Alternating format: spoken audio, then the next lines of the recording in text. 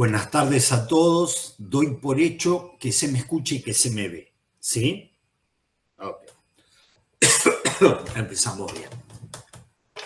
Quería agradecerles la presencia, ya que hoy no es ni segundo ni cuarto miércoles, es un quinto miércoles, pero como estuvo el 9, feriado, me pareció que iba a pasar mucho tiempo entre un encuentro y otro. Así que les agradezco que estén hoy acá.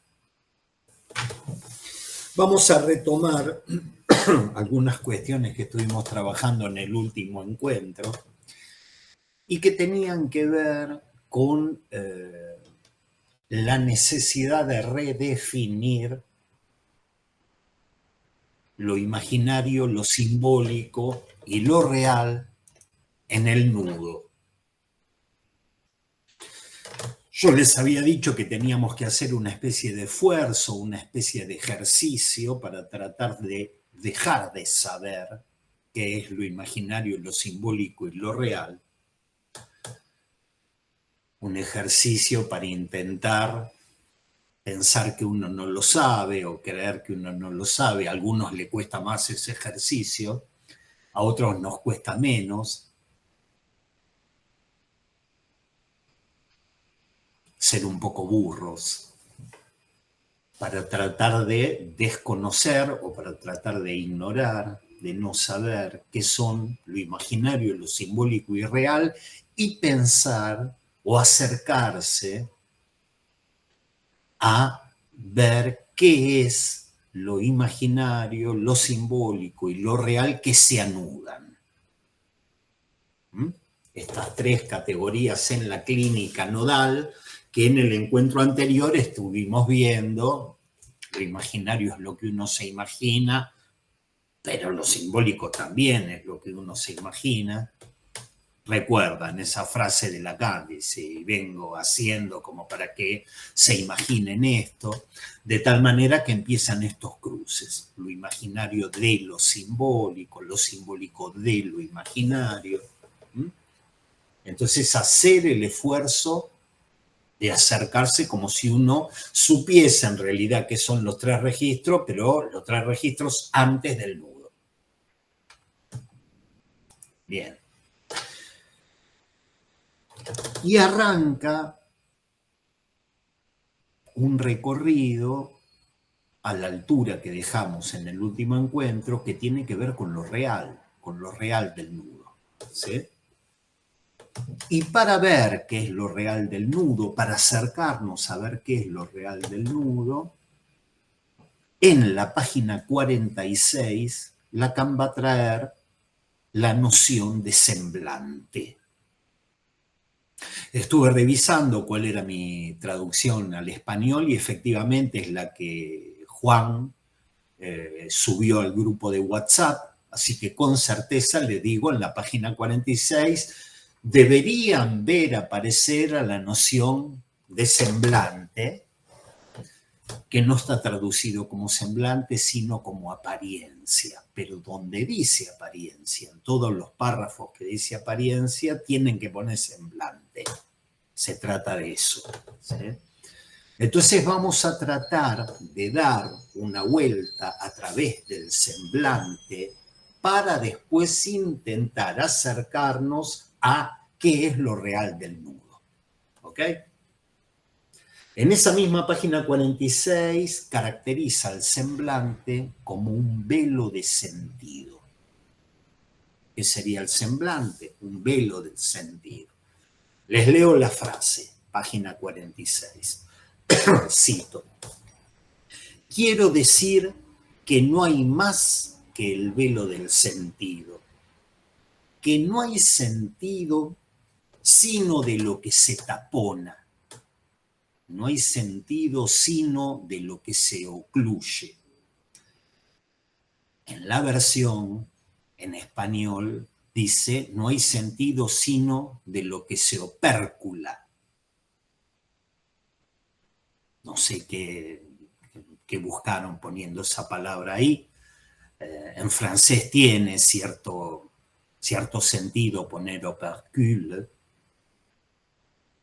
pero en rigor de verdad debería decir no hay sentido sino de lo que se tapona.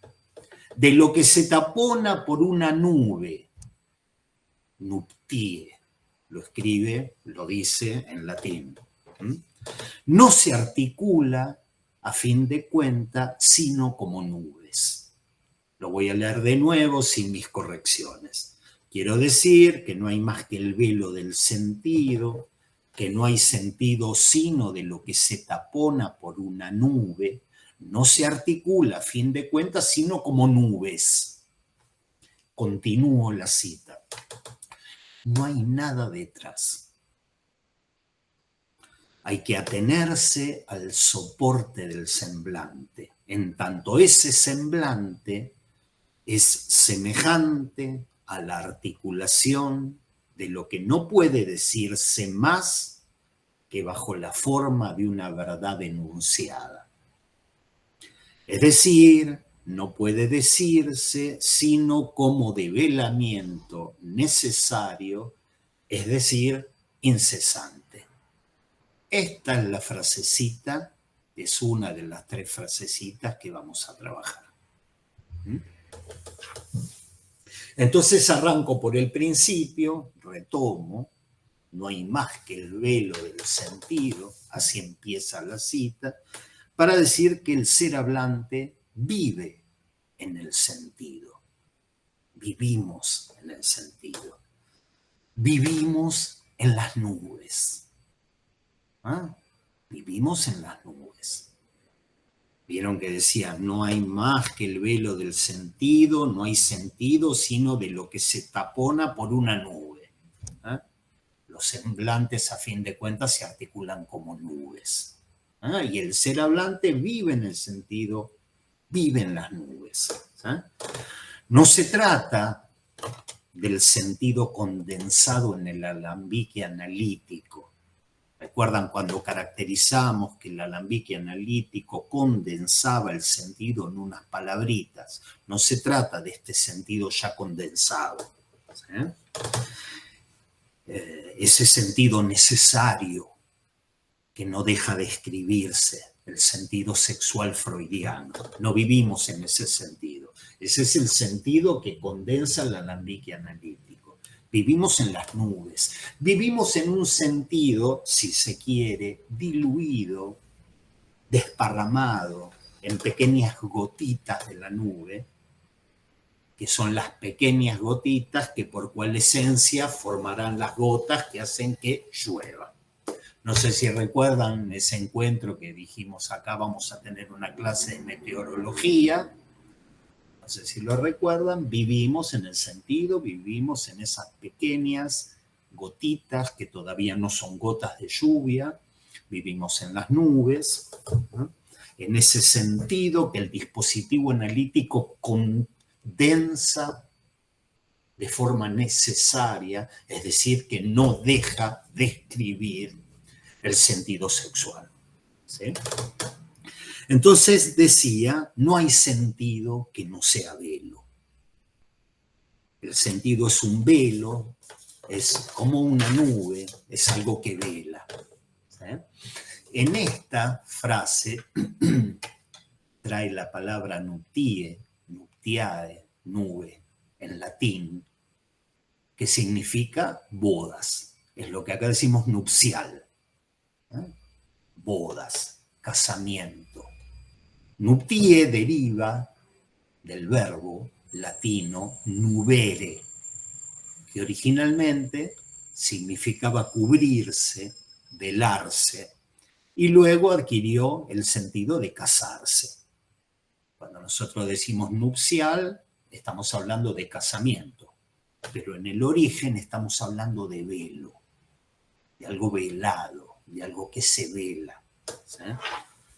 ¿Por qué? Porque las mujeres en diferentes culturas, yo diría, pero en casi todas, se casan veladas. ¿No? Vamos a decirlo en pretérito imperfecto. Se casaban veladas, se casaban con un velo. ¿Sí? Hay culturas en la actualidad en las que las mujeres viven veladas y se casan veladas, y es después del casamiento donde el marido accede a verlas. Antes se ve el velo. No se ve más que el velo. Esta idea del semblante como nube, del semblante como velo de sentido, esta idea del semblante como velo suele complementarse con la idea de que detrás del velo se encontraría el objeto revelado, que sería el objeto real. El semblante sería algo más bien imaginario, más bien engañoso, que cubriría, que encubriría, que velaría el objeto que es el objeto real. ¿Sí? Es una idea de lo que es el semblante. Históricamente, en determinado momento de la ceremonia del casamiento, el velo se corría y el marido podía ver a la novia. Lo digo históricamente, pero con las transformaciones, las permutaciones simbólicas del caso, uno dice, eso sigue funcionando. Yo no sé cómo será el siglo XXI, porque yo vengo a ser un neandertal, pero yo recuerdo que hasta cierto momento no se podía ver a la novia con el vestido con el que se iba a casar antes de la ceremonia del casamiento. Eso traía mala suerte. Ver el vestido de la novia o ver a la novia con el vestido traía mala suerte. Y estamos hablando de la misma lógica a la cual se le aplican permutaciones de tipo simbólico. O sea, hay algo de esto que persiste en la cultura. En determinado momento el velo se corre y se accede al objeto. En este caso, el objeto causa. Ella como objeto causa de deseo, ¿no? Se podía ver a la novia, uno podía ver a la novia en tanto es novia, pero a tu esposa la verás en determinado momento. Ahí se correrá ese velo. ¿Sí? Mientras escribía esto, pensaba que la dinámica del velo y el objeto de velado se verifica, que se verifica también en otro tipo de ceremonias, por ejemplo, la ceremonia del descubrimiento de lo que es una estatua, o lo que es una escultura, o lo que es un auto de Fórmula 1, hoy no importa, ese objeto, ¿no? Ese objeto está velado, se dicen las palabras de rigor, hay toda una cuestión simbólica, y en determinado momento se corre el velo y uno ve la estatua de San Martín, la estatua ecuestre de San Martín. Es decir, ahí estaba el objeto y ese objeto estaba velado, ¿no? ¿Por qué traía esto a colación? Porque eso que uno encuentra en la estatua, eso que uno encuentra en el casamiento, tiene sus complejidades. El mundo del semblante, la dinámica del semblante, tiene sus complejidades y hay toda una sintomatología que aparece cuando ese velo se corre. Uno escucha en la clínica, sobre todo en momentos de, vamos a decir, encuentro, de ese exilio de los goces, en el momento de, lo hago de nuevo, encuentro, cuando se le saca la ropa al partener, está toda la aparición de una sintomatología de es demasiado rápido. ¿Sí? Hay algo del orden del semblante, incluso de la caída del semblante, que tiene su lógica, que tiene su tiempo. ¿Sí? No son pocas las veces que uno dice, y de repente, no sé, hubo no sé qué cosa de apuro, y en esa cosa de apuro lo que debía funcionar no funcionó, y apareció la angustia. ¿Por qué? Porque el velo se corrió demasiado rápido. ¿Sí?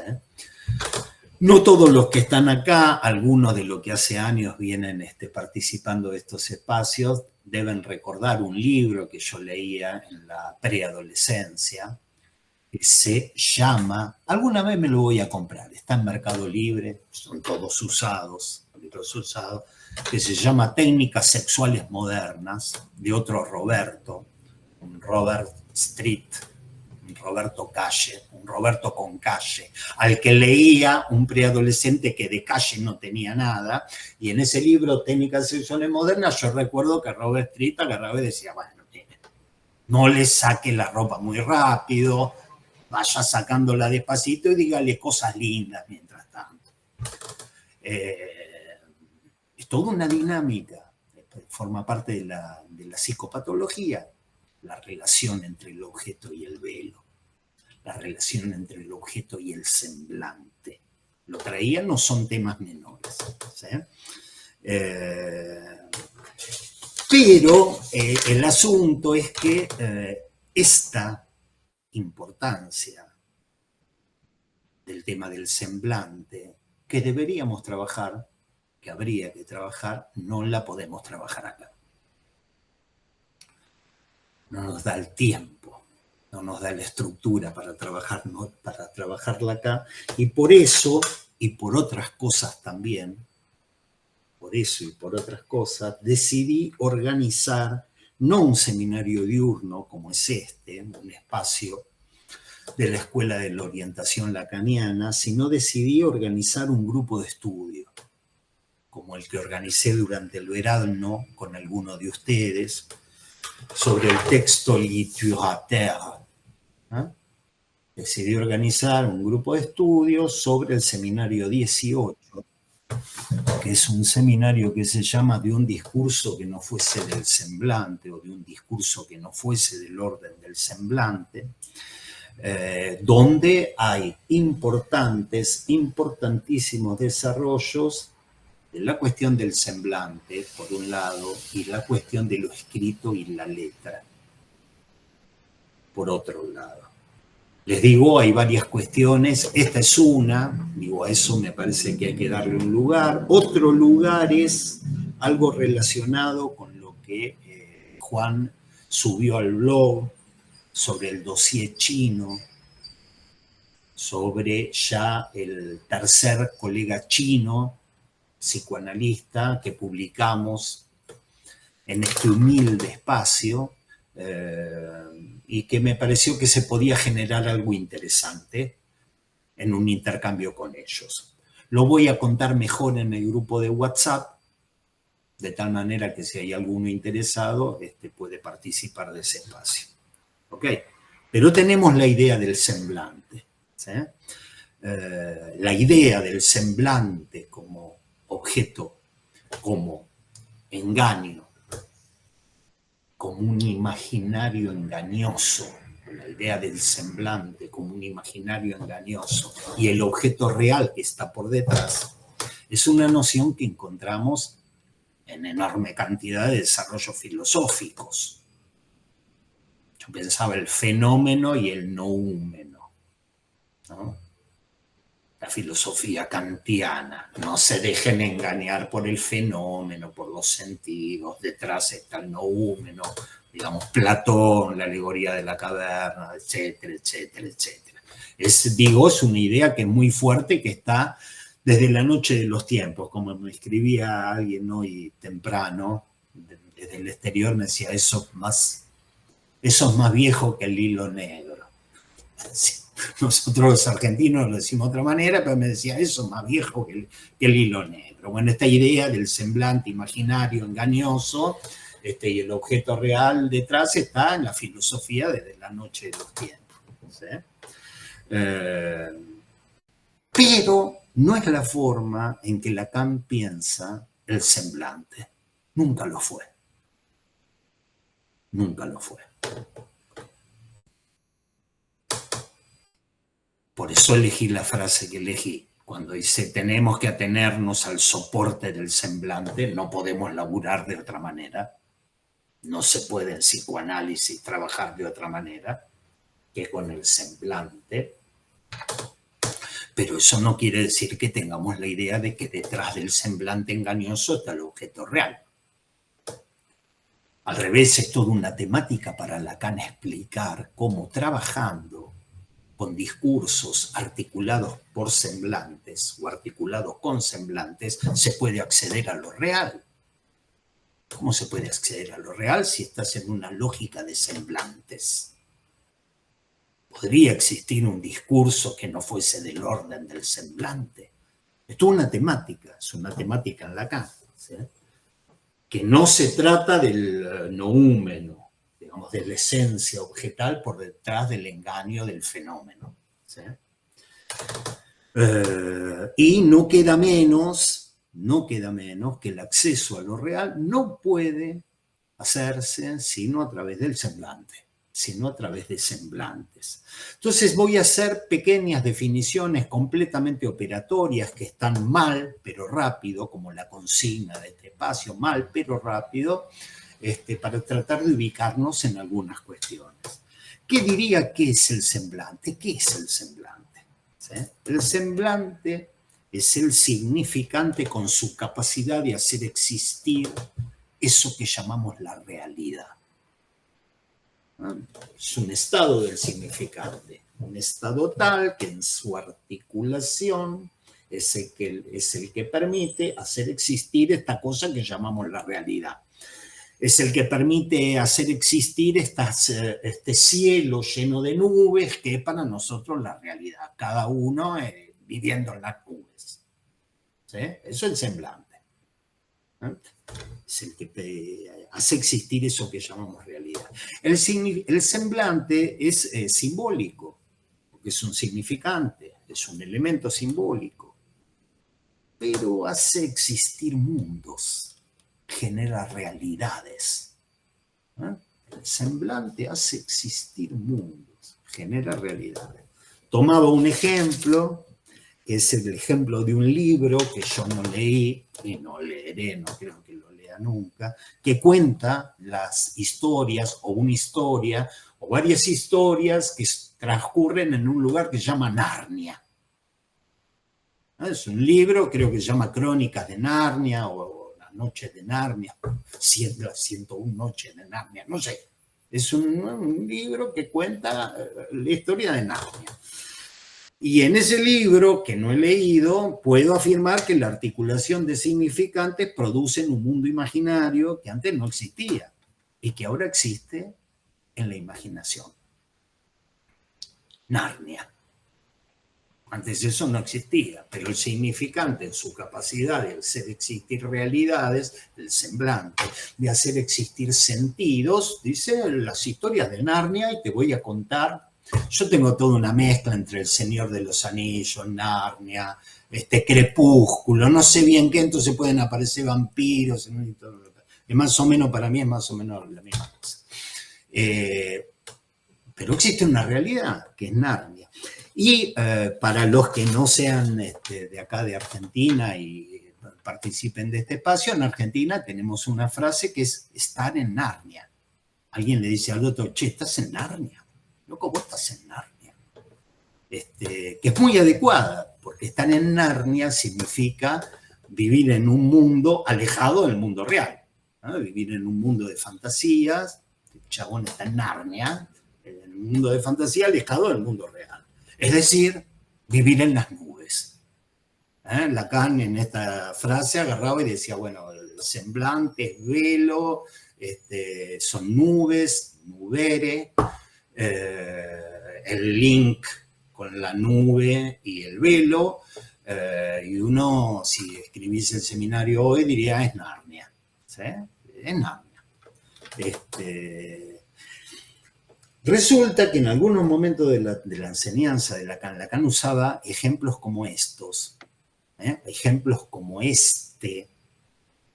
para acentuar la diferencia entre lo simbólico y lo imaginario. Lacan agarraba y decían, fíjense cómo funciona el significante. Y fíjense cómo en su articulación el significante produce mundos, produce fantasmas, produce imaginario, razón por la cual ese primer Lacan, vamos a decirlo de alguna manera, postulaba la primacía de lo simbólico sobre lo imaginario, como dos órdenes completamente diferentes, primacía de uno sobre el otro. Y sin embargo, con la noción de semblante, hay algo de esto que se cruza, hay algo de esto que se solapa, ¿sí? Lacan está en otra película. Lacan está en una película que dice el significante, cuál es la capacidad del significante, y de producir mundos. Son las nubes en que vivimos nosotros.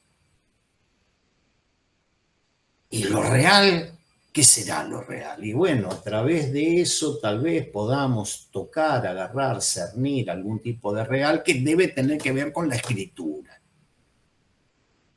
Debe tener que ver con otra cosa, debe tener que ver con otro estatuto del significante, ¿sí?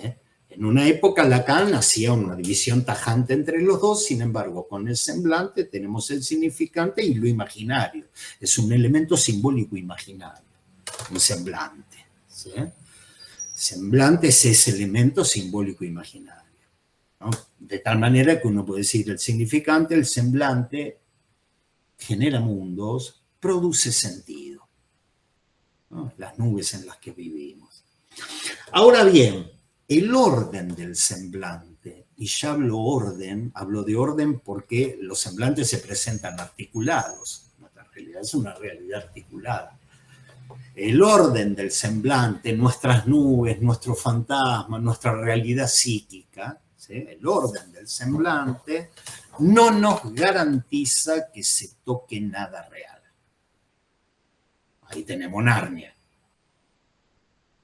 El orden del semblante no garantiza que se toque nada real. Se puede vivir en Narnia, y se puede vivir en Narnia toda una vida. Se puede vivir en Narnia toda una vida. Se puede hacer un análisis en Narnia. Y uno verifica que se han hecho análisis en Narnia. Lacan estaba desesperado para que un análisis no se haga en Narnia.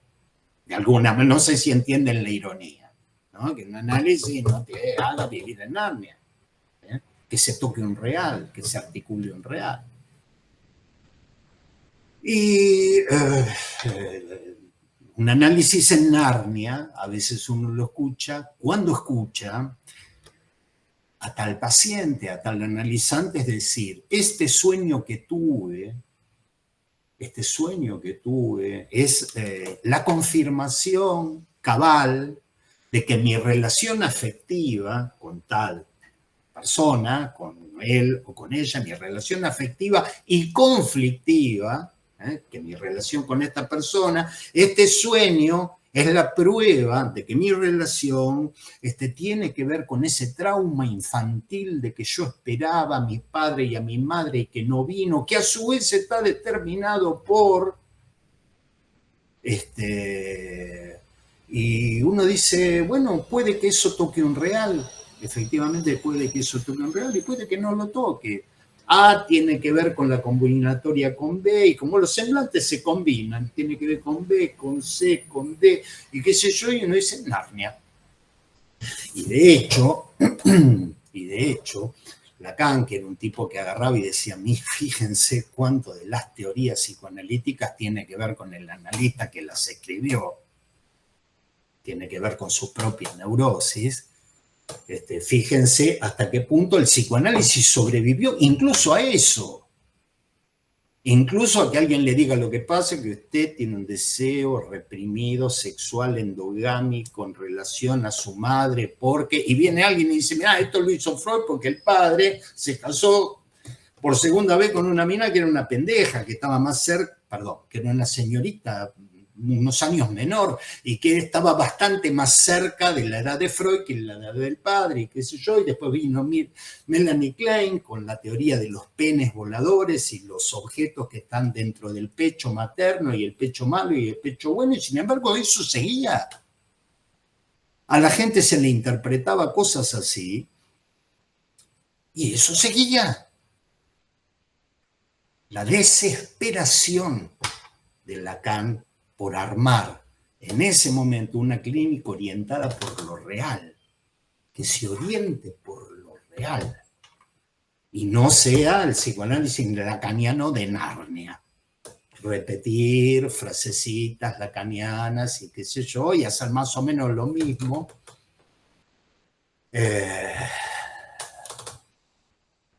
que era lo que traía Lacan en uno de los primeros discursos que vimos, el discurso psicoanalítico, cuando podía caer del lado de la religión. ¿No? Realizar lo simbólico, lo imaginario de lo simbólico. Ahora no me acuerdo bien cuál era la articulación. La de la matemática era imaginar lo simbólico de lo real, o lo real de lo imaginarlo. Se me cruzan los discursos levógiros y los destrógiros, lo tenía que revisar en algún momento, pero estamos en ese punto de desesperación de Lacan, es decir, el psicoanálisis se puede transformar en una religión, incluso el psicoanálisis lacaniano. ¿Ah? Bien. Si se puede hacer un psicoanálisis en Narnia, es porque corremos ese riesgo y no lo podemos eliminar por el hecho de que el acceso a lo real, en esta manera de ver de Lacan, no se da sino a través del semblante.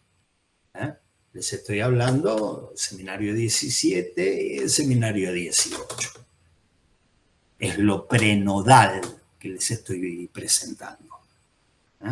Por eso arrancó con el semblante como velo, ¿no? Lo prenodal. ¿Sí?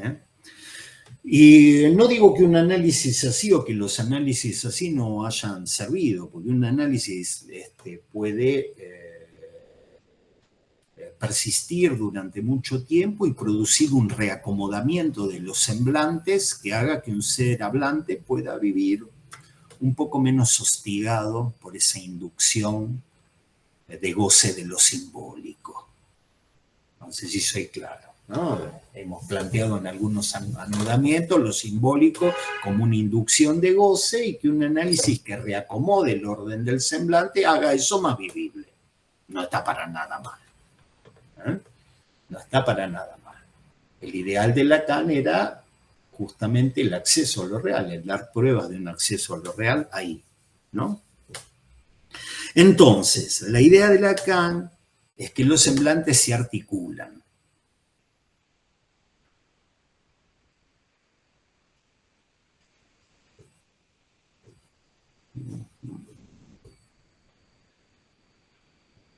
Realizar lo simbólico de lo imaginario. Cuando largo una idea por la mitad y no la cerré, la tengo ahí dando vueltas, ¿no? Un psicoanálisis se puede reducir a realizar, a hacer real lo simbólico de lo imaginario y que Lacan era lo que decía el psicoanálisis, no tiene que caer en eso, ¿no? Entonces, estaba en que los semblantes se articulan, producen una combinatoria, entre ellos se producen diferentes operaciones, pero la idea de Lacan, a la altura de ese seminario, es que ese sistema topa con un agujero. El orden del semblante es un orden de elementos simbólicos con su imaginario que se articulan unos a otros, que tienen diferentes combinatorias, pero ese sistema choca contra un agujero, un impas, un imposible. Un imposible. Es decir, algo que no cesa de no escribirse. En toda la combinatoria de semblantes, en algún punto se encontrará un agujero, un camino sin salida, un imposible, algo que no cesa de no escribirse. Y es en este punto que Lacan plantea lo real como lo imposible. ¿Qué es lo real? Lo imposible. Es lo real como lo imposible, o lo dice de otra manera, que es lo real es lo que hace agujero en el semblante. Son maneras de decir, de designar el lugar de lo real. ¿Qué es lo real? Lo que hace un agujero en el orden del semblante. ¿Qué es lo real? Lo real es lo imposible. Y por eso nosotros no hemos tenido ninguna dificultad en ubicar ahí a la compulsión de repetición, porque la podés interpretar, le podés dar vueltas, se trata de su madre, se trata del pecho de su padre, se trata del pene volador de su padre que apareció por la vagina de su madre y lo persiguió y todo, y el tipo repite, taca, taca, taca. El lugar de lo real es lo imposible, es un agujero en el semblante. ¿Sí? Entonces sigo dando vueltas en nuestra frasecita. En un análisis hay que atenerse al soporte del semblante. Se arranca por ahí. A menos que uno haga visualizaciones y arranque por las imágenes, o al menos que uno haga masajes mientras los pacientes dicen lo que tiene que decir, uno mientras tanto le va haciendo masajes. Si no es por ahí, es por el semblante. ¿Sí? Es por ese estatuto del significante. ¿Eh? Hay que atenerse al soporte del semblante, pero si solo tenemos en cuenta el orden del semblante y no el lugar de lo real, operaremos en el campo de una verdad siempre medio dicha. El análisis se quedará en el lugar de una verdad siempre medio dicha, a nivel de un develamiento, de un desciframiento incesante y necesario. Es decir, que no cesa de escribirse. Sería un análisis sin cláusula de clausura. Sería un análisis sin fin. Sería un análisis hace 30 años que estoy, y bueno, ya nos conocemos, y yo me imagino que me va a interpretar, y sí, ¿por qué no?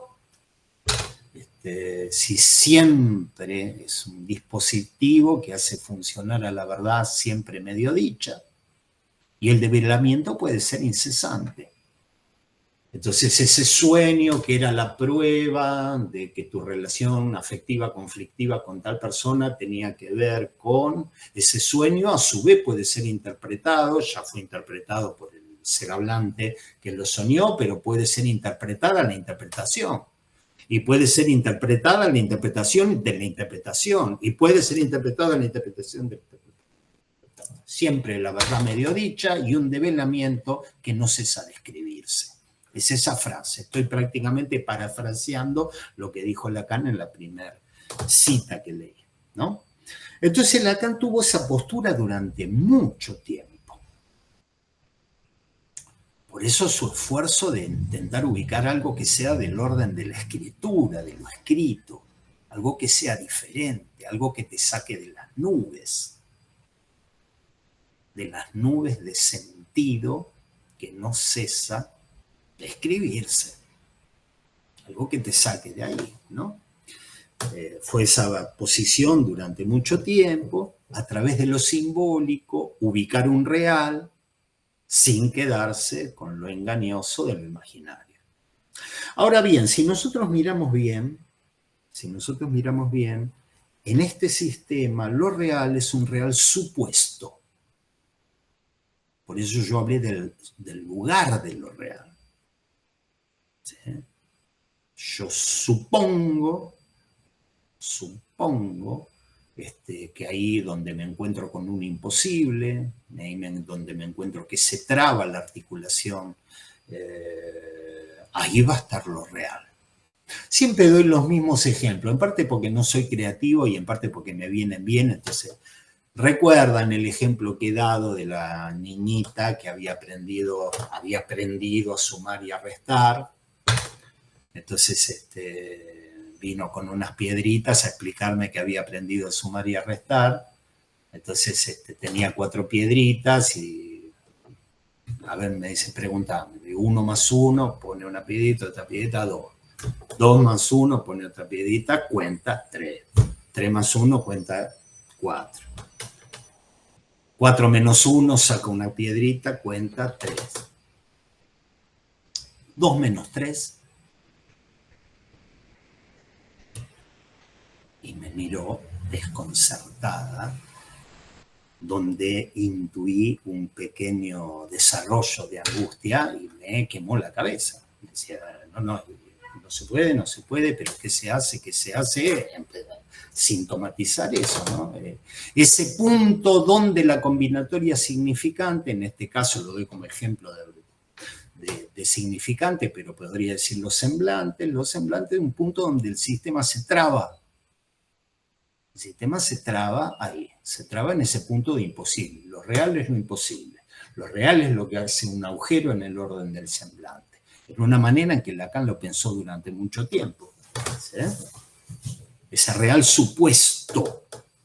Un real supuesto. Pues bien, hemos estado muchos años con eso y ahora Lacan dice, no, lo real para mí no tiene que ser un real supuesto. Que dicho sea de paso, él opinaba, para él la ciencia trabajaba con ese modelo.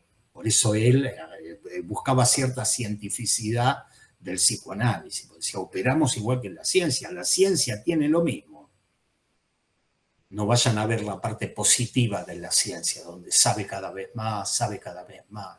En la ciencia lo importante es en qué lugar quedan los agujeros. Lo imposible, en qué punto la ciencia pone lo imposible. Es todo un desarrollo de la última parte del seminario 17, que en algún momento va a aparecer en el blog eso también. Pero durante mucho tiempo estuvo pensando eso y ahora con la introducción del nudo no quieren un real supuesto, quieren un real puesto, quieren un real ahí, no una suposición, no es un real supuesto, es un real puesto, ¿sí? Un real puesto ahí. Y para eso, entre otras cosas, toma la noción de semblante en un sentido un poco diferente. ¿Sí? Por eso agarraba y traía lo primero, el velo del sentido, el sentido que está velando. ¿Sí? Pero ahora va a tomar el semblante de una manera diferente, para tratar de ubicar un real como un real puesto, no como un real supuesto. Está bárbaro, porque yo digo un real puesto, no un real supuesto, y después digo, no crean que sabemos qué es lo real. Hay como una especie de desafío. Ahora decir, no crean que que sabemos que es lo imaginario. Hay que redefinirlos. Entonces va acercándose con una serie de redefiniciones.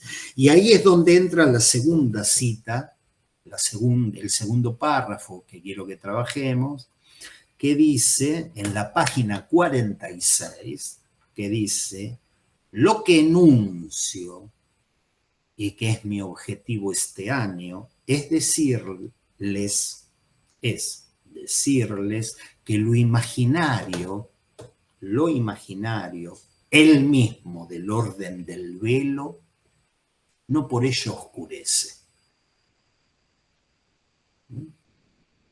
Repito, lo que enuncio y que es mi objetivo este año, es decirles que lo imaginario, el mismo del orden del velo, lo imaginario, el mismo del orden del velo, no por ello oscurece.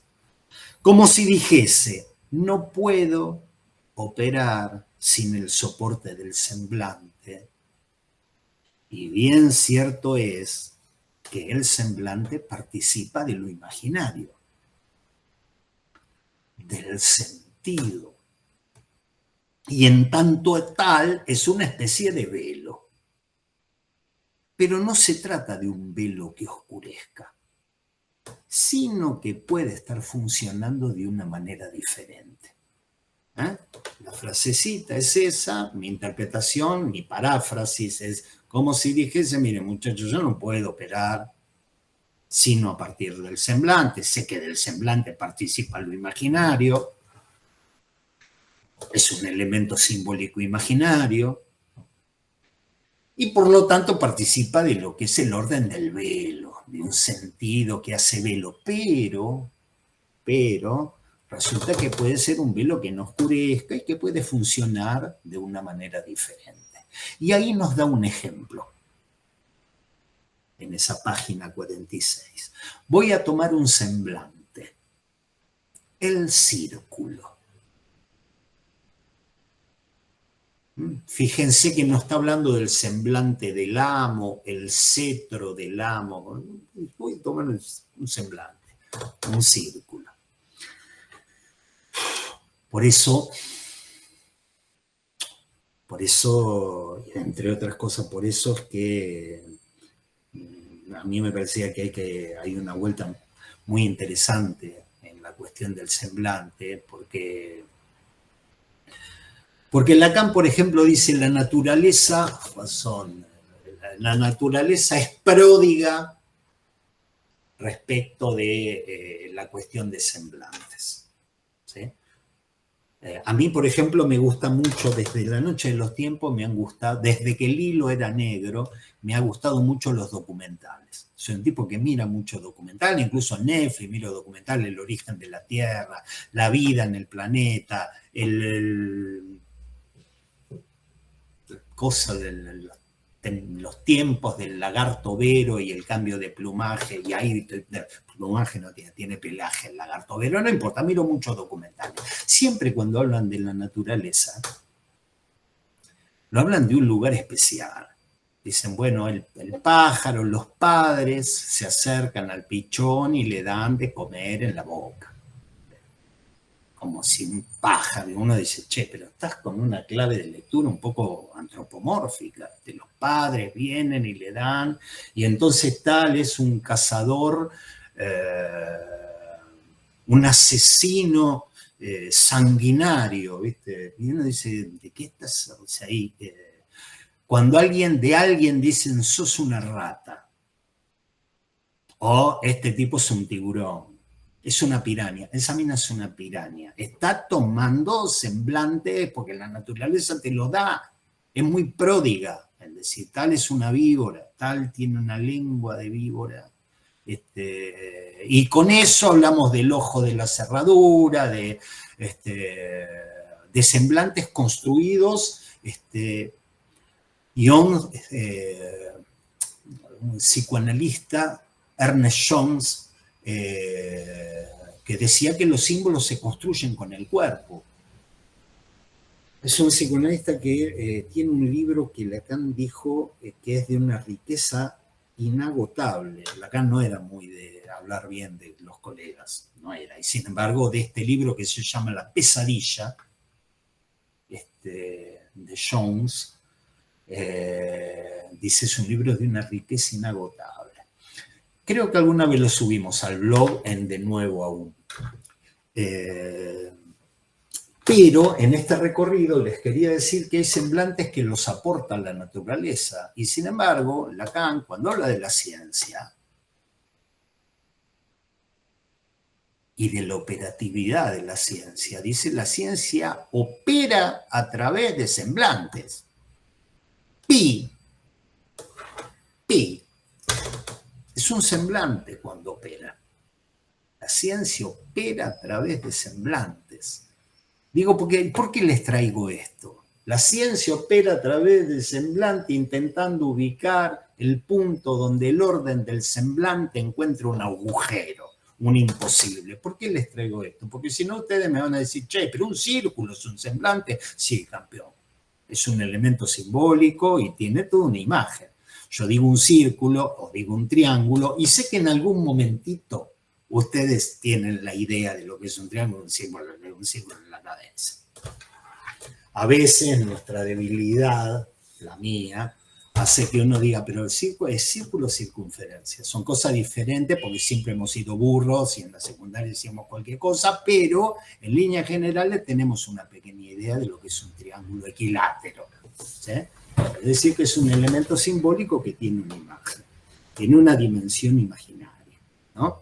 En tanto tal es una figura geométrica que está formada, el círculo, por el espacio delimitado por una curva cerrada, eso es el círculo, a diferencia de la circunferencia que es solo la curva.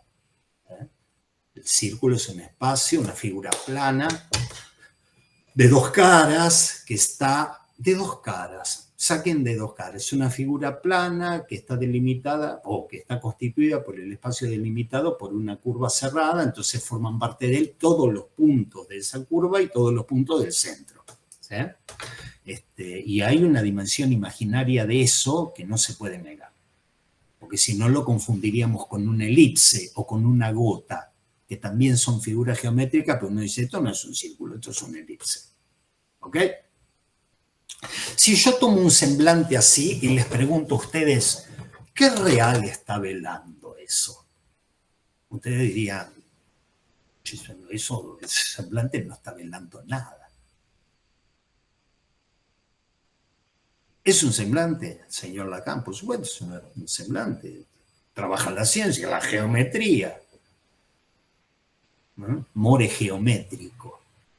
digamos, la geometría como matriz de toda cientificidad trabaja con estos objetos. More geométrico era explicar de manera geométrica cosas como la moral, por ejemplo, el intento de Spinoza, ¿no? Hoy estoy un poco desgregado y un poco olvidadizo, pero más o menos vuelvo. Parezco Fidel Castro, me voy para algún lado, pero después vuelvo. De lo que es el semblante. Fíjense que si yo tomo el semblante de esa manera, ya el semblante no me pueden decir, no, es un velo, el círculo oculta un objeto real, a menos que ustedes se dediquen a la magia o a la macumba o a la umbanda o a la cosa así, digan la estrella es el demonio que está atrás, pero nosotros en general no hacemos esa cosa. Entonces decimos un semblante. ¿Qué oculta? ¿Qué real oculta? Ustedes me dirían, no, esa relación de ocultamiento acá no. Es otra cosa. ¿Sí? Entonces dice, es evidente que si yo agarro otro elemento y lo quiero aplicar a la lógica, que es para mí la lógica del nudo que estoy construyendo, ya no va a haber un imaginario que vele nada, hace otra cosa. No sé todavía lo que es el imaginario en la teoría nodal, no lo sé, pero sí sé que no es una cosa de encubrir. No sé si les puedo transmitir con suficiente fuerza esto, lo imaginario del nudo, porque cuando uno dice lo imaginario, dice, oh, ¿de dónde sale el círculo? Y el círculo sale de lo que es la imagen narcisista.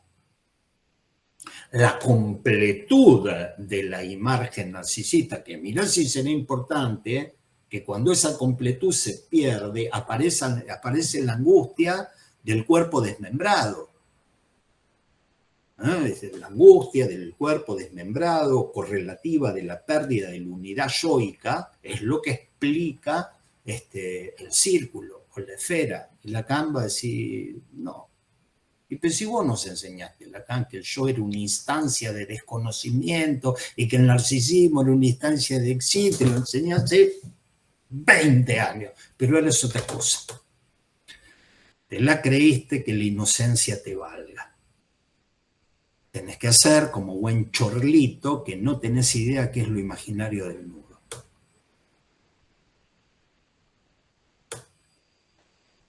Cosa fuerte, ¿no? Entonces, cuando hablamos de eso en el nudo, estamos hablando de otra cosa. ¿Sí?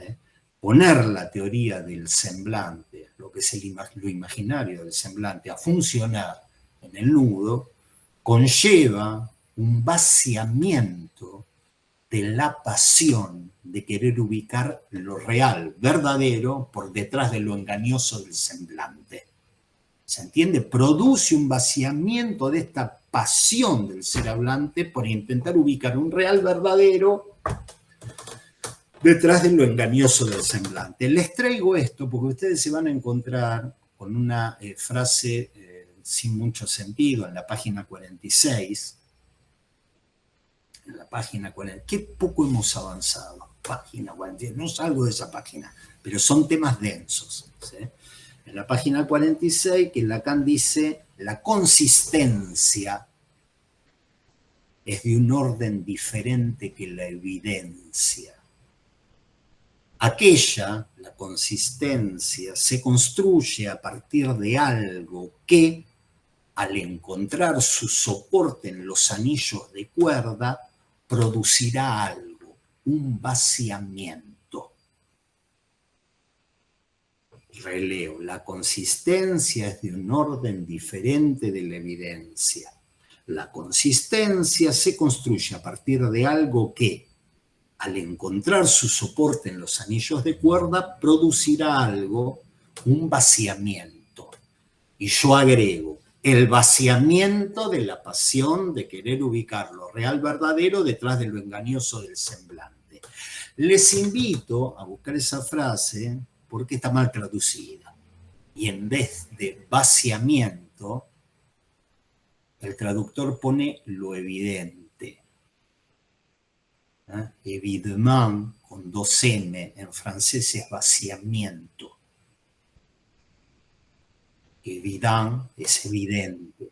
Está mal traducido y no van a entender. Lo que está diciendo Lacan concretamente, si yo te pongo el semblante a trabajar en la teoría de los nudos y te digo es un círculo, es un anillo de cuerda,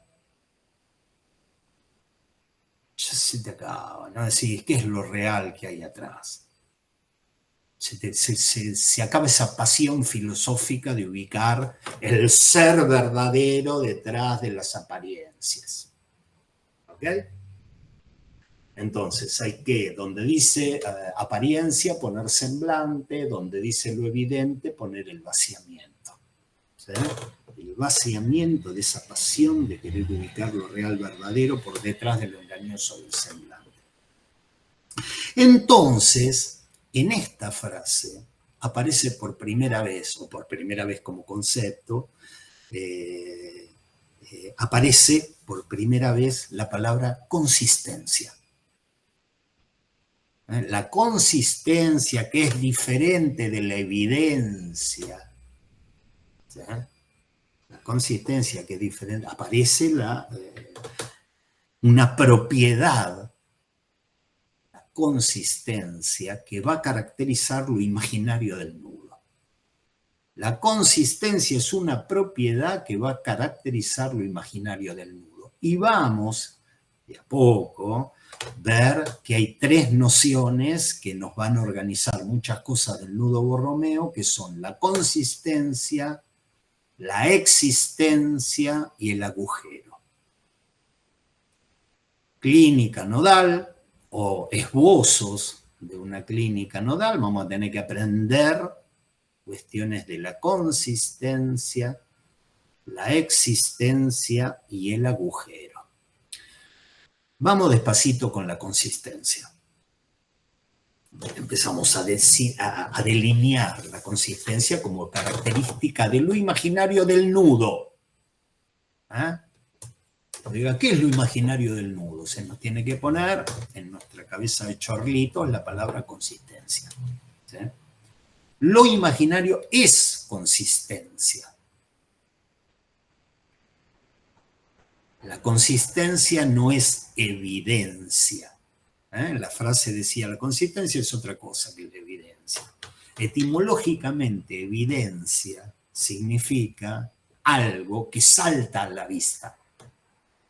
Cuando alguien dice evidencia, etimológicamente es algo que salta a la vista, algo tan claro que se ve por sí mismo. Es evidente. ¿Sí? Y tiene el tema de la vista. ¿Sí? Tiene el tema de la vista. Entonces dice, la consistencia no es lo mismo que la evidencia. Si vos te colgás en lo imaginario en relación a lo evidente, a lo que se ve, a lo que salta a la vista, boludo, lo tenés adelante de los ojos y no lo ves. ¿Sí? Lacan nos lleva por otro lado. No nos quiere meter por ahí. El objeto mirada, la visión, estas cosas que estudiamos en el seminario 11. Dice, la consistencia es otra cosa.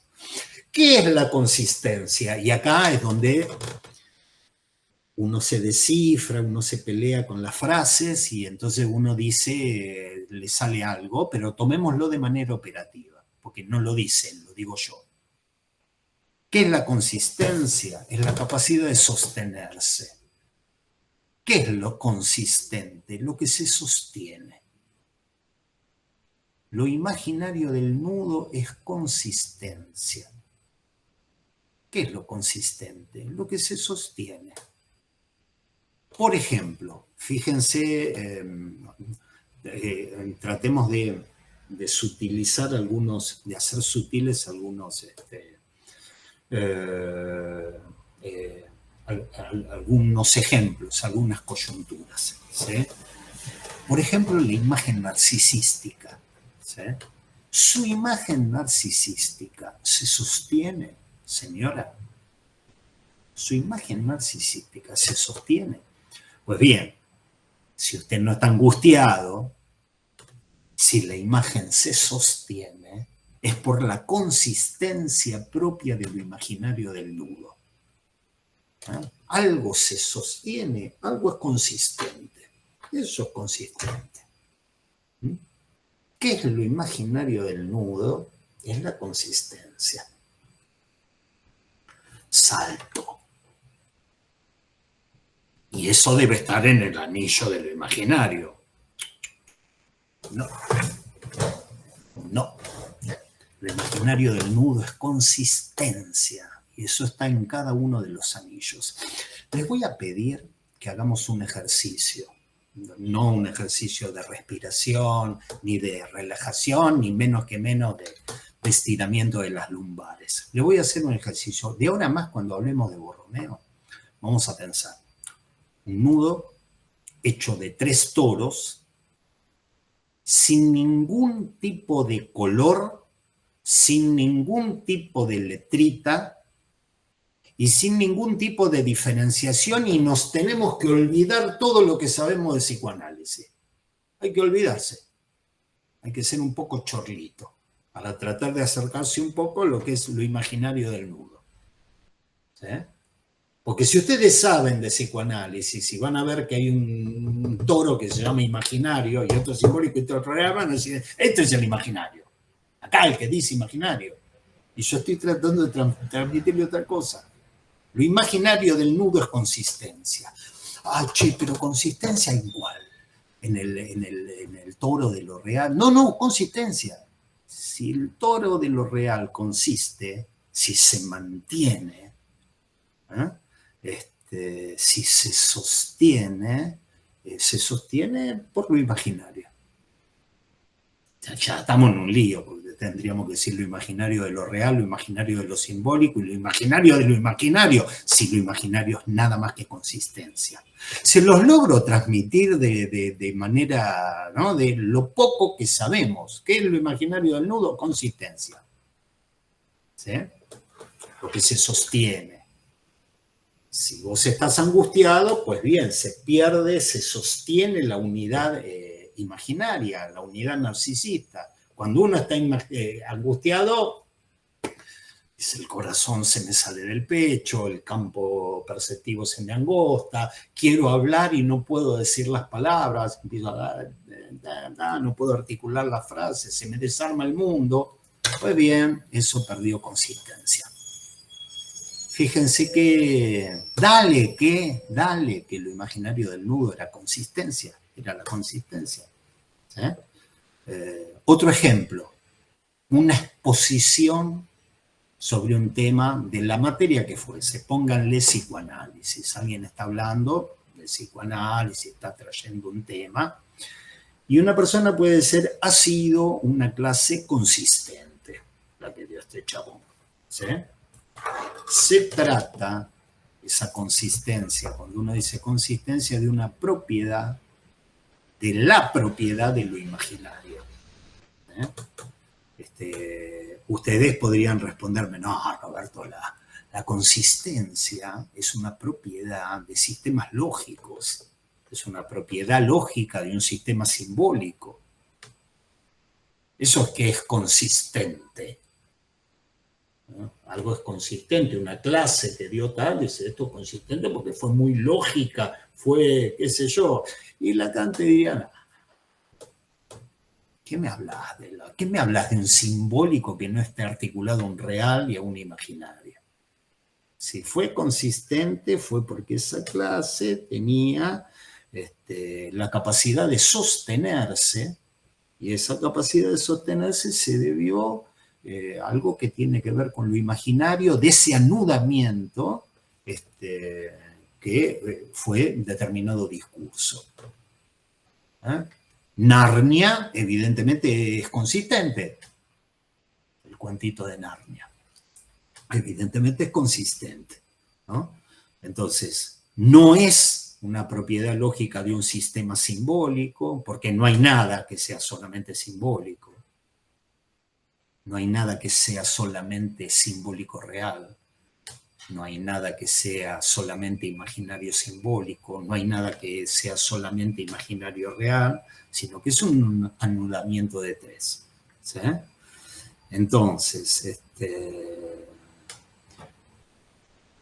por eso lo del principio, las matemáticas, la religión, esta cuestión de discursos que no son ni pueden ser sino anudamientos de tres.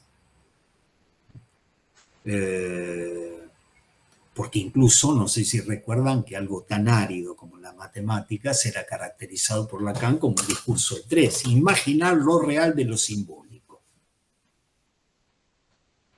Imaginar lo real de lo simbólico. Lo anoté acá y es diferente como lo dije, pero debe estar mejor acá. La religión es simbolizar lo imaginario de lo real. Me parece que tuve razón cuando lo escribí, no cuando lo dije, ¿no? Entonces, siguiendo esta idea, la idea de la consistencia como propiedad de lo imaginario en el nudo, es que podemos decir que lo imaginario del nudo es que el círculo se sostenga como uno. Si yo digo ese semblante, traigo un círculo, se sostiene eso, se sostiene. Sí. Uno ve un círculo o uno ve un anillo de cuerda, uno ve un anillo de cuerda y ve un anillo de cuerda.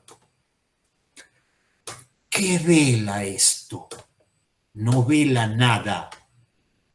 Ah, entonces no tiene imaginario. No, sí tiene imaginario. El imaginario es lo que hace que ustedes vean esto y no digan ni medio anillo de cuerda, ni 2 anillos de cuerda, digan, es un anillo de cuerda y eso se sostiene. Ni medio, ni eso se sostiene.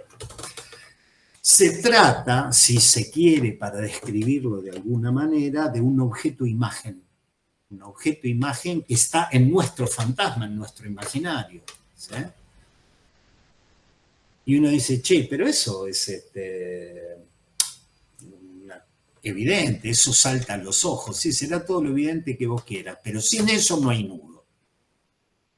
No hay nudo Borromeo sin que se sostenga, sin que tenga consistencia cada uno de los toros y el mismo nudo. ¿Ok? Uno podría decir, es poco importante, sí, pero sin eso no hay nudo. En última instancia, lo que les quiero transmitir, y ya vamos a ir avanzando de a poco, que la realidad es un nudo. ¿Se acuerdan cuando empezamos estos encuentros que decía acá lo imaginario no es más lo que fue durante 20 años, acá es otra cosa? Entonces de a poco dice, esto no vela nada, es lo que hace que algo sea consistente. ¿Qué es lo imaginario en el nudo? Consistencia. Sin eso no hay nudo. Sin eso no hay nudo. Entonces, por eso les decía, yo puse el rojo, pero tratemos de imaginar 3 toros, que es un nudo trivial, el toro, del mismo color, y sin diferenciarlo. Pero quiero subrayar fuertemente con ustedes esto. No estoy diciendo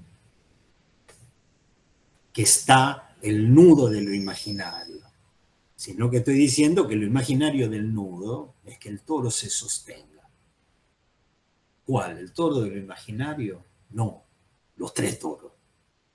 El nudo mismo. La consistencia del nudo.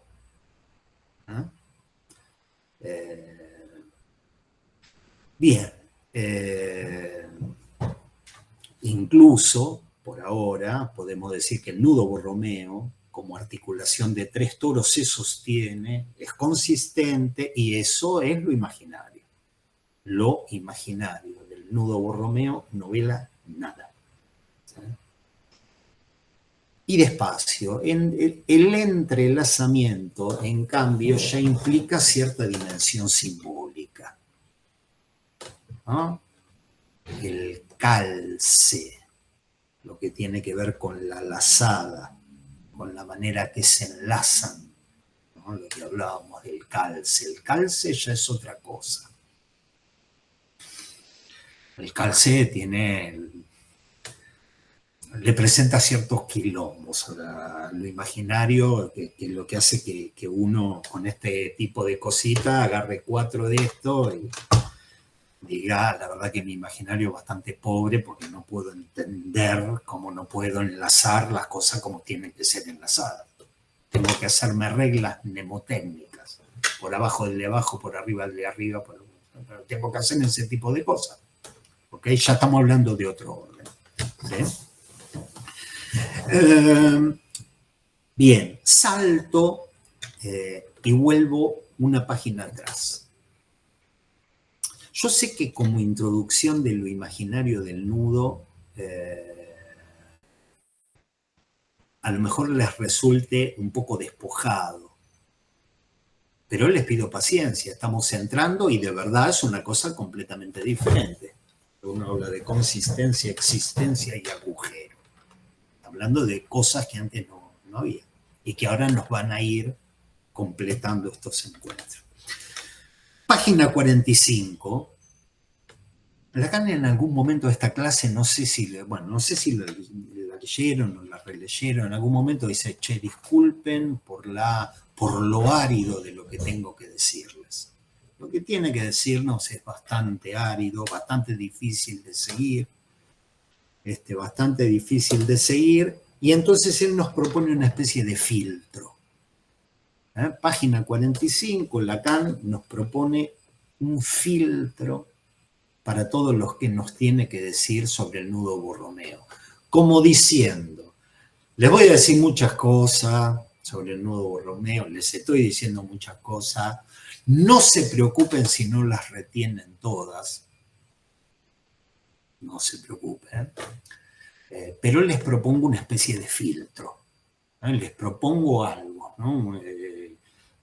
Si algo se les escapa no hay problema, solo pretendo que retengan lo siguiente. En esa frase él habla de filtro en relación a matemática, filtro en relación a topología, pero no está hablando de topología ni de matemática, está hablando simplemente de una zaranda, está hablando de retengan algo. ¿Vieron en la zaranda cuando uno pone arena y otra piedra? Y la arena pasa, la piedra queda. Bueno, quiero que retengan algo. ¿Eh? Y ese algo que pretende que retengamos tiene que ver con el orden. Tiene que ver con el orden. Porque nos va a llevar a algo que va a acentuar en otras clases del seminario, va a laburar mucho, que la lógica del nudo Borromeo no tiene orden. Insisto, nos tenemos que olvidar todo lo que sabemos y tenemos que pensar 3 toros anudados, sin letras, sin nombres, ahí está el nudo. Y dice, eso tiene una lógica sin orden. ¿Sí? Que es un tema, insisto, que va a ser un tema fuerte, porque todas las lógicas se basan en el orden. Desde la silogística aristotélica, Aristóteles fue considerado el padre de la lógica,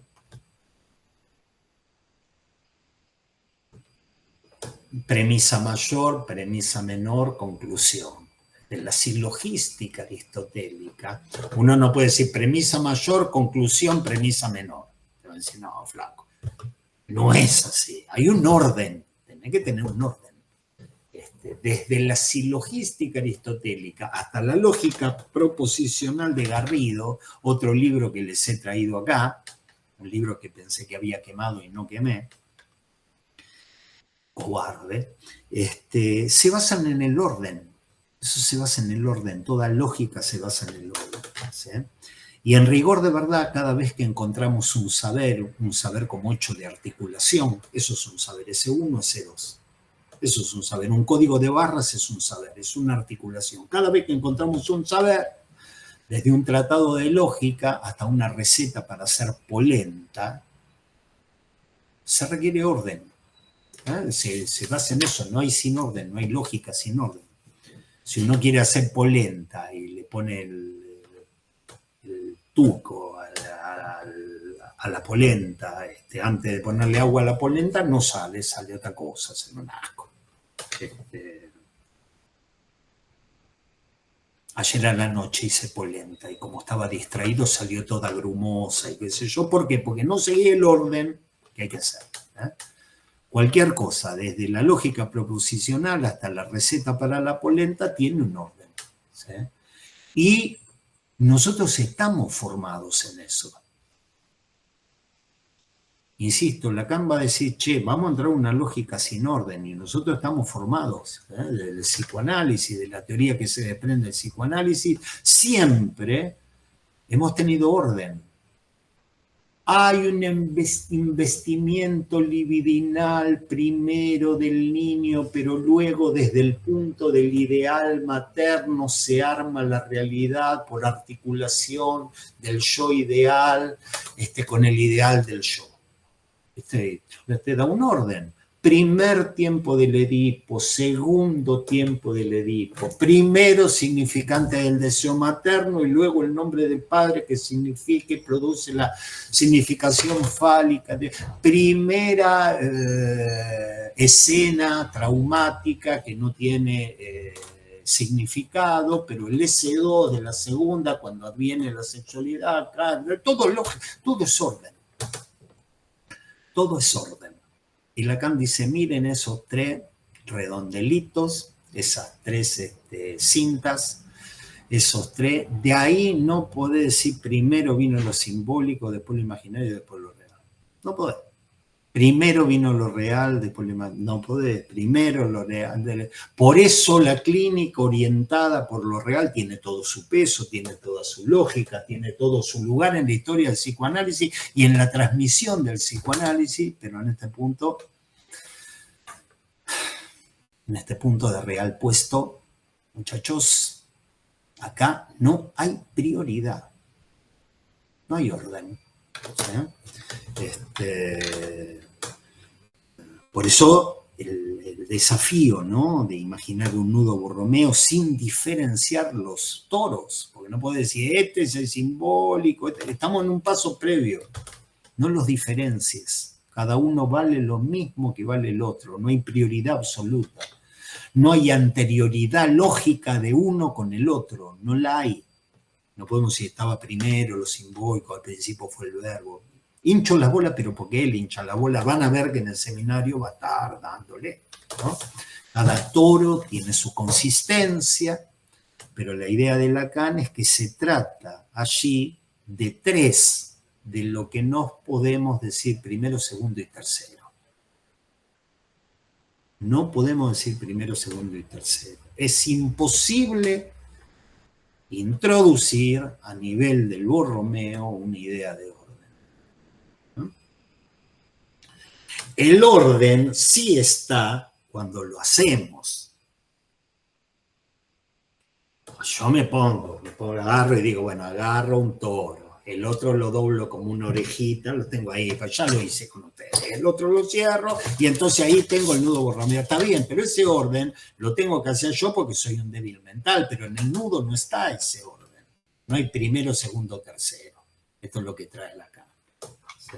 No está el del medio. Uno habla así, pero eso no está en el nudo. ¿Sí? Entonces es imposible introducir una idea de orden.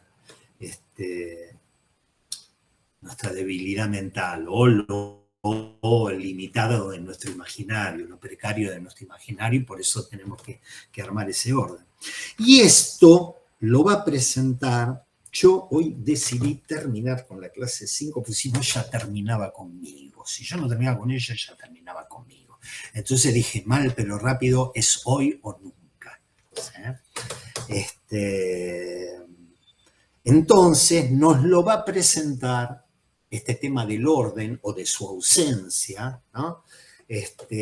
Con la distinción entre números cardinales y números ordinales. ¿Sí? Hay todo un desarrollo de Cantor que ni en ebriedad voy a hacer.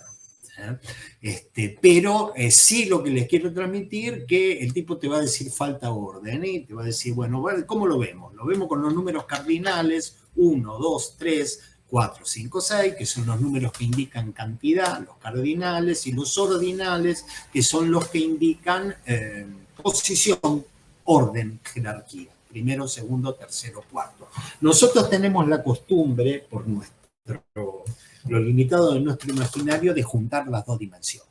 El 1 es el primer número, el 2 es el segundo y el 3 es el tercero. Bueno, son cosas completamente diferentes que los matemáticos pudieron, especialmente Cantor, pudieron separar de manera tajante. ¿Sí? De manera tajante. Y entonces, para subsanar el carácter burro que tengo en estas ciencias, se me ocurrió darles un ejemplo. Si yo a ustedes les digo, anoten, 15, 47, 82, 33. 15, 47, 82, 33. Ustedes van a mirar lo que anotaron y van a decir, che, ahí no hay ningún orden. Ahí hay números en el sentido cardinal, ¿no? La cardinalidad del número o el carácter cardinal, hablemos bien del número, que indica cantidad, ¿no? 15, 47, 82, 33. Ahí no hay ningún orden. Ahora, si yo les digo, pónganlos de menor a mayor, o pónganlos de mayor a menor, ahí aparece un orden. Ahí aparece un orden. Pero el orden viene de otro lado. Porque si vos tomás a los números en su dimensión cardinal, ahí no hay un orden. Está bien, el ejemplo es un poco simplificado, pero bueno, tampoco esperen de mí las grandes cosas, pero bueno, no hay un orden. El orden viene de otro lado. Ahora ustedes me dirán, bueno, pero vos porque los elegiste así a propósito. Es más, elegiste 3 impares y 1 par, entonces no le encontrábamos ninguna lógica. Pero en la serie de los números naturales sí, porque el 1 es el primero, el 2 es el segundo, el 3 es el tercero. Ahí sí la cardinalidad implica orden. Pues bien, yo voy a apelar de nuevo a una imagen. No es la primera vez que lo hago, ¿sí? Pero voy a apelar con ustedes, apelar a una imagen con ustedes, que es cuando nos agarraban de chiquito, nos agarraban de los pelos, porque nosotros estábamos en la calle, rompíamos los vidrios a piedrazos, nos peleábamos, nos escupíamos, hacíamos las cosas que hacían los varones en el barrio en el siglo XX y de repente nos agarraban de los pelos, nos sentaban en una silla y decían, tenés que hacer palotes. Hacer palotes, para los que no son de Argentina, es hacer marcas. Nos agarraban, nos ponían un lápiz en la mano, que lo agarrábamos así, el lápiz, porque no sabíamos ni cómo se agarra un lápiz, nos pegaban de vez en cuando acá, cuando nos queríamos parar, papá, y hacían palotes, palotes, palotes. Los primeros palotes eran todos así, igual que los de ahora, porque jamás pude tener una letra mediana coherente, pareció un nudo Borromeo. Hacer palotes, qué aburrido que era. Muy bien, de eso se trataba. Uno miraba a la ventana y decía, quiero ir a jugar a la pelota o quiero ir a pelear con los otros, pero tenía que hacer palotes, marca. Palotes, ¿no? Entonces, yo les diría que hagan un palote en este momento. Y que después de hacer ese palote, hagan otro palote, ¿sí? Hagan un palote al lado. ¿Sí? Entonces, ¿qué tendríamos? Tendríamos que ustedes hacen un palote, hacen otro palote y dirían, tenemos 2 palotes. Cuando ustedes dicen tenemos 2 palotes, están metiendo algo que en los palotes no está. Ustedes lo que tienen es palote, palote. Lo que ustedes tienen es una repetición de 1, 1. Y ese 1, 1, ustedes dicen 2 palotes. Eso no está en el palote, eso no está en la cardinalidad. Eso no está ahí, es 1, 1, 1, 1 y uno dice 3 palotes. ¿Cómo lo imagino? ¿Cómo lo imaginan? Ustedes hacen una operación que es cerrar un círculo, que los deje a los 2 adentro, que deje al 1, 1 adentro, y le llaman a eso el conjunto de los 2 palotes. ¿Sí? De nuevo, viene un orden de otro lado que no está en la cardinalidad. De tal manera que yo podía decir, el primer tipo que dijo 2 metió un orden en algo que era 1, 1. ¿Se entiende?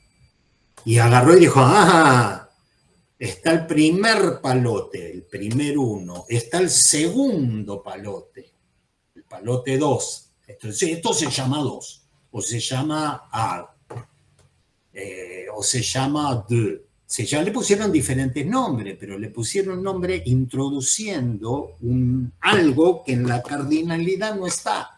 ¿Y qué hay en la cardinalidad, Roberto? 1, 1, 1, 1, 1, 1. 1, 1, 1, 1, 1, 1, 1, 1, 1. Lo demás viene de afuera y para Lacan viene del sujeto. Si ustedes creen que estoy tratando de acercarme a Lacan desde otro lugar, desde 1, 1, 1, 1, como aguijonazos, y que hay una operación subjetiva que hace algo como eso, si creen que estoy tratando de hacer eso, lo estoy tratando de hacer con enormes dificultades, porque lo quiero transmitir con orden. Si no, uno dice, ¿qué es lo real del nudo? Lo 3. Y cuando te dicen lo real es lo 3, uno dice, ¿qué está aquí? Lo 3, ¿qué es lo que es un...? No. ¿Ok? Entonces tenemos 2 palotes, el primero y el segundo, y ya pusimos algo que no está en la cardinalidad. Y nosotros, en el nudo Borromeo, tenemos 1, 1, 1. 1, 1, 1. Yo no sé si ustedes recuerdan todo lo que estuvimos logrando en el seminario 20, todo lo que estuvimos trabajando en el seminario 21, cuando uno decía, bueno, en el lenguaje está el S1 y está el S2 que viene a resignificar el S1. Y Lacan te dice, en la langa todo es S1 sin S2. Es un estatuto diferente. No hay S2.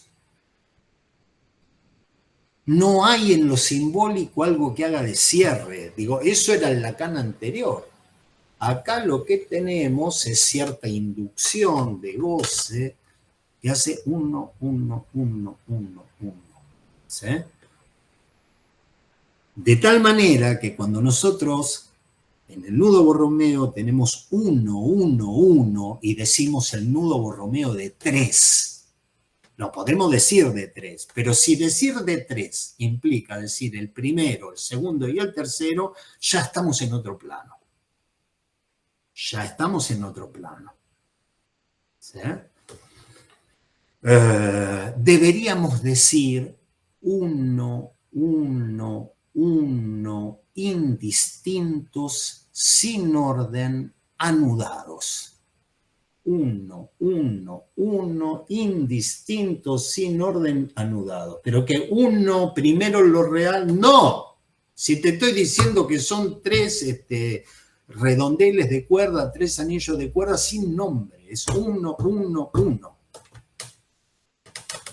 Anudados. Pura propiedad cardinal. ¿Ah? Sin ordinalidad, sin propiedad ordinal. ¿Sí?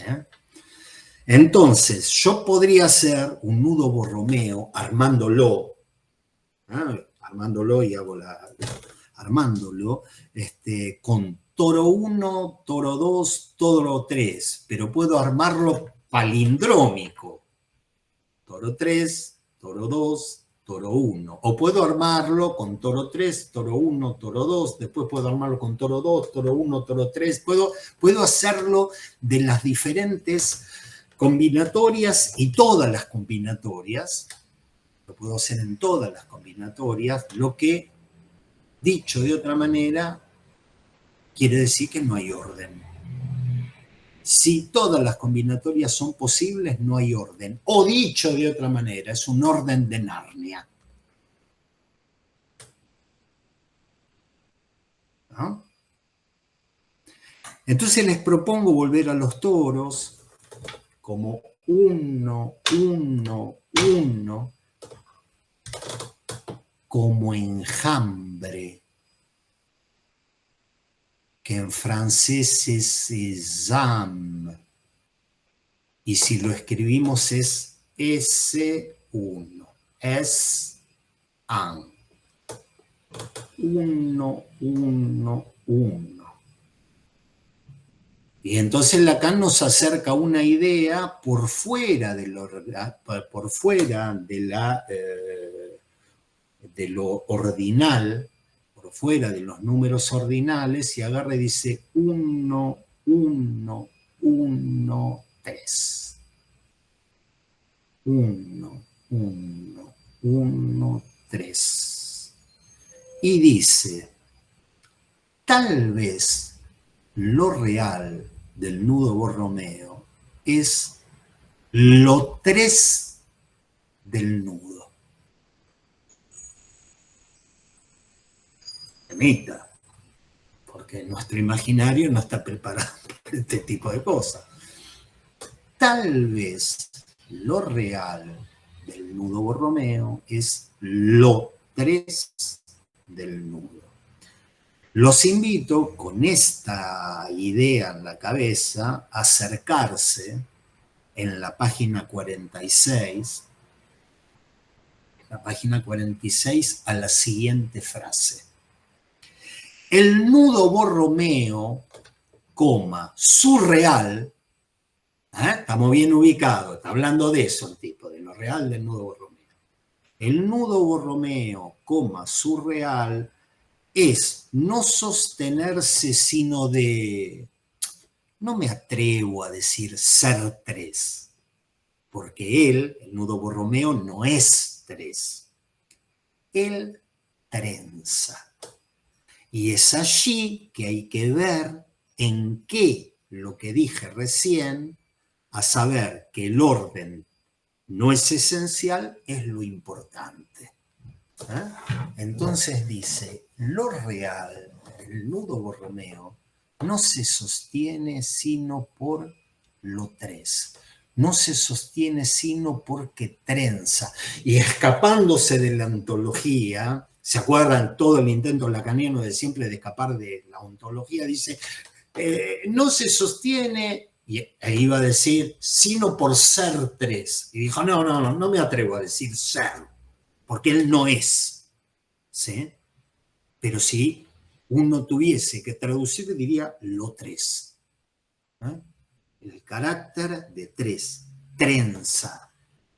Lo real del nudo Borromeo es la terna, es el trío. ¿Sí? Eso es lo real del nudo.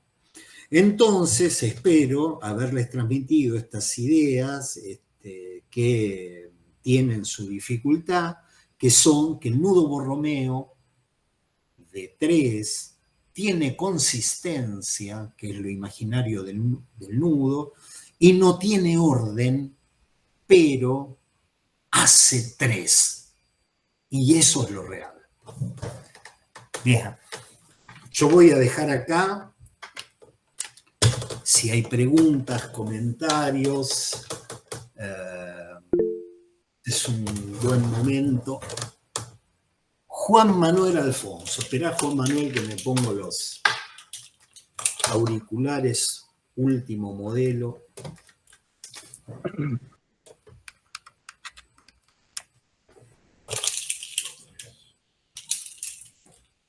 Juan. Hola Roberto. Bueno, genial la clase. Nada, me engancharon varias resonancias de esto. Bueno, ahora lo último me agarró justamente por el lado de qué curioso que estemos hablando de Narnia, siendo una pseudo alegoría cristiana. Y esta concepción de lo 3 como la consistencia, ¿no? La Santísima Trinidad. Pero lo que más me resonó es cuando estabas hablando de esto del círculo como semblante, y lo pensaba en relación a la ciencia y la verdad. Puedo cometer errores porque se me mezcla un poquito con la clase que había armado para de nuevo aún, así que no sé cuántas cosas serán de Lacan y cuánto aporte mío o delirio mío.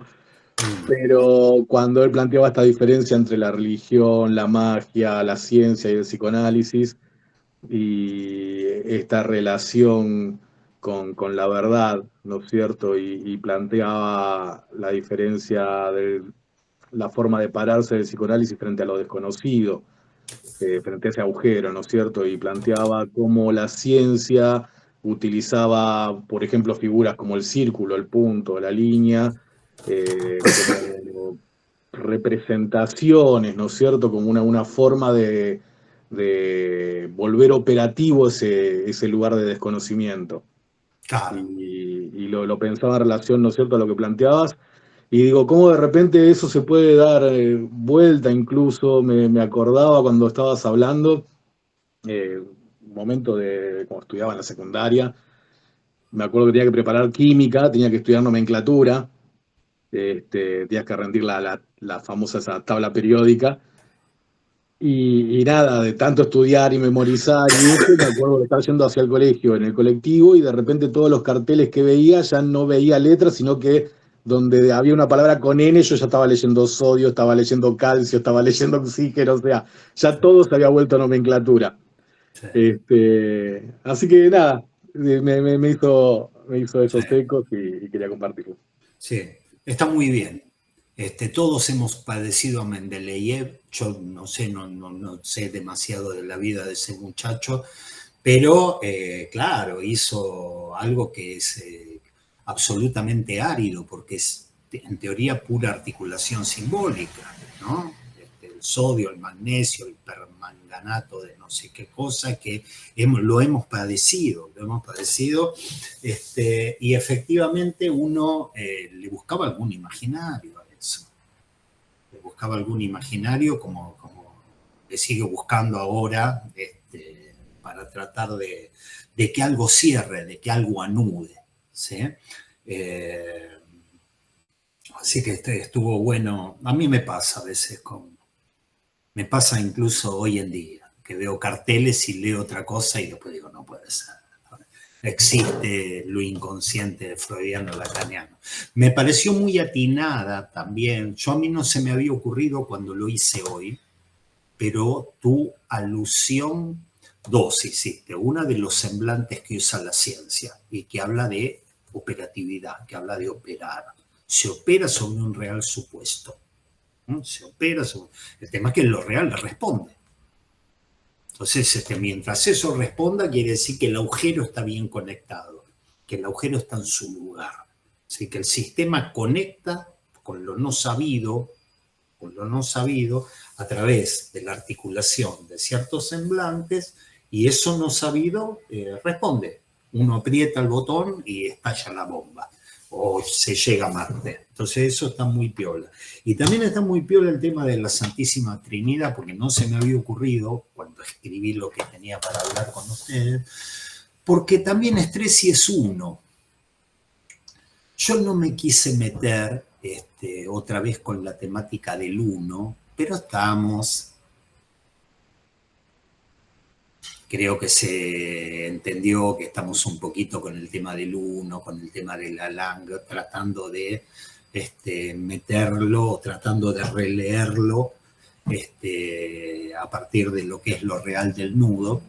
Pero está muy piola eso, porque nosotros hemos trabajado a François Regnault, no sé si recuerdan su trabajo sobre el uno, los que estuvieron en la época de nuevo aún. ¿Sí? Que decíamos que cuando Lacan se pone a trabajar el tema del uno, que está entre de un discurso que no fuese del orden del semblante, Seminario 18 y el 20. Entre el 18 y el 20, chau Amalia, de nada. Entre el 18 y el 20 están los estudios sobre el uno. Y ahí Regnault nos decía, bueno, y cuando uno mira a nivel del 1 en Lacan, está un significante 1. Y después uno puede decir, eso puede ser un fonema. Y una palabra que sea bisílaba, que tenga dos fonemas, también es un 1. Y toda una frase también es un 1. Y todo un discurso también es un 1. Y la historia de los resúmenes de todos los discursos de la historia de la humanidad también es un 1, porque no hay nada que no sea un 1. ¿Sí? Y son estas cosas que cuando Lacan leía que la Santísima Trinidad son 3, pero a la vez son 1, decía, tiene que ver con esto. Tiene que ver con lo que yo estoy pensando a nivel del 1. Nada le podía cerrar por el lado de lo simbólico. Y algo de eso hizo que un año después de su estudio del 1, donde cuentan que Lacan gritaba, Yalan, Yalan, creo que lo he hablado con ustedes, es una anécdota. Ya en el seminario 20 empieza con los redondelitos, la clase de los redondelitos de cuerda, porque dice, esto no cierra por lo simbólico, cerrará por el lado de su anudamiento con alguna imagen. Pero que no es un anudamiento con una imagen que bien venga a encubrir nada. Es otra cosa. Lo imaginario del nudo es algo que no conocemos, empezamos a conocer, es consistencia, y ahora nos falta saber qué es existencia y qué es agujero. Bien, si no hay otra cuestión, vamos a dejar para la vez que viene con la que empezamos la clase 6 del seminario. Les mando un beso, buen fin de semana.